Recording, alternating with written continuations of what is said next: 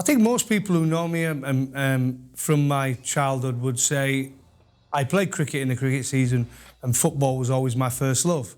And I was pretty good at football up to a certain age. Everybody grew and went past me and I ended up being this small guy. I was a late developer.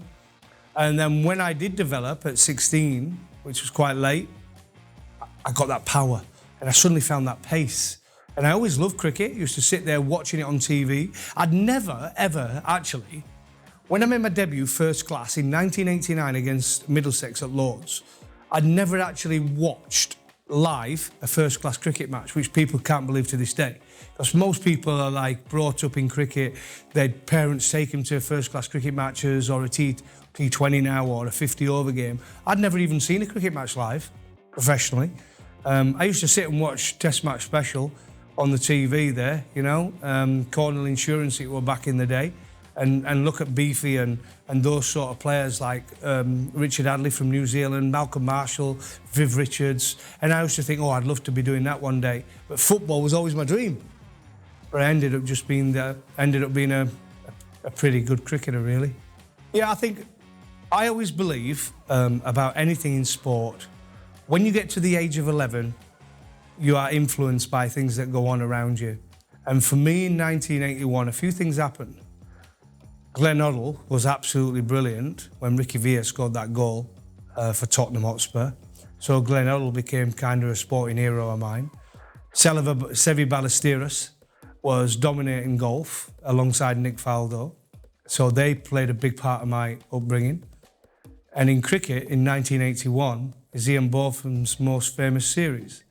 So those three people, or four people if you want to put it, were hugely influential on my teenage years. So from 11, 1981, that's when it all happened.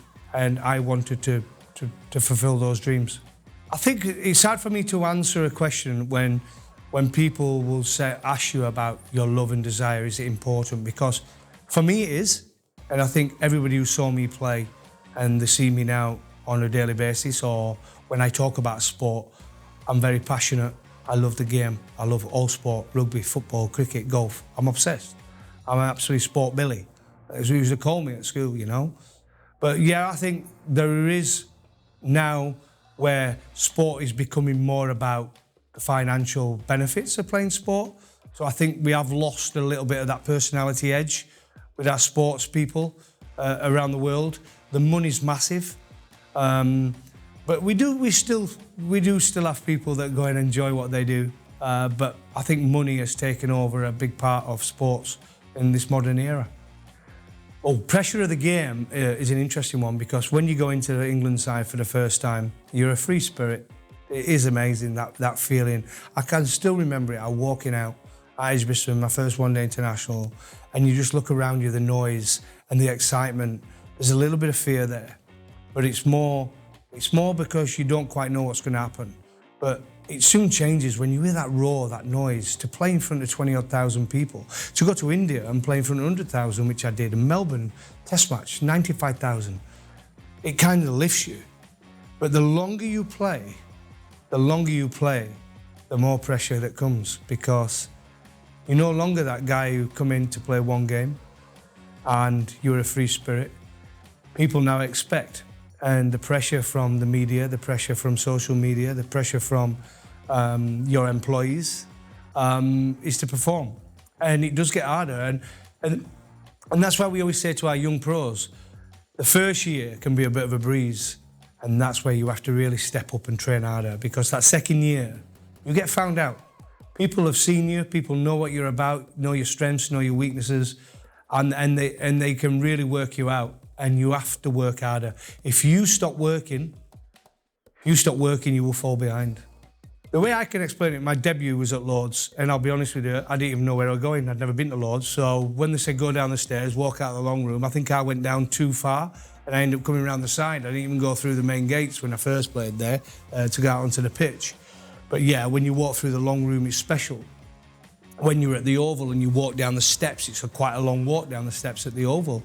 And the crowd are all clapping, they want your autographs when you're coming back up.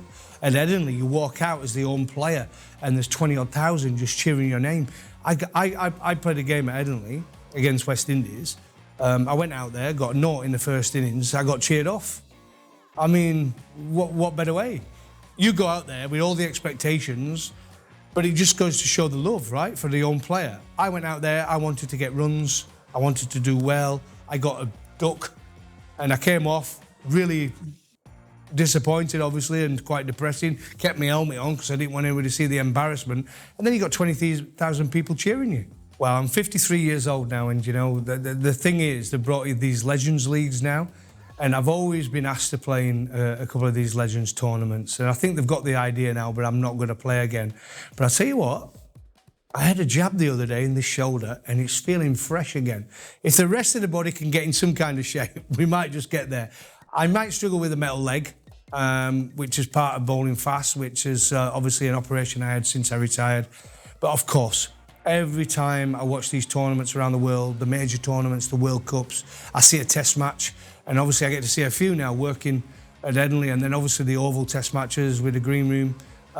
It's unbelievable. And every time you get there and you see the build-up, you want to be part of it. And I speak to my mate, Army, who's with us in the green room, and we both look at each other and say, it'd be nice to have a bowl today, but that's age, yeah? Unfortunately, it comes to us all.